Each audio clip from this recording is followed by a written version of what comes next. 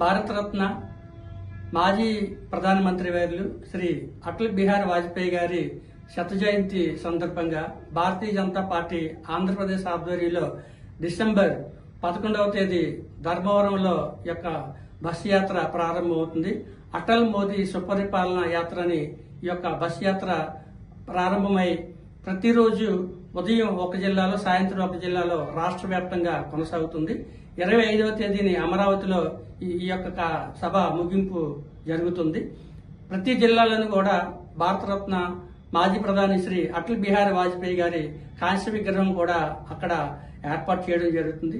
కాబట్టి ఇది కూటమి ప్రభుత్వం ఆంధ్రప్రదేశ్ రాష్ట్రంలో ఉన్న భారతీయ జనతా పార్టీ, జనసేన, టీడీపీ నాయకులు, కార్యకర్తలు, ఎమ్మెల్యేలు, అదేవిధంగా మినిస్టర్లు, ఎంపీలు అందరూ కూడా ఈ కార్యక్రమంలో పాల్గొంటారు. కాబట్టి 3 పార్టీల నాయకులు, కూటమి నాయకులు, కార్యకర్తలు అందరూ కూడా పాల్గొని ఈ కార్యక్రమాన్ని విజయవంతం చేయాలని కోరుకుంటున్నాం.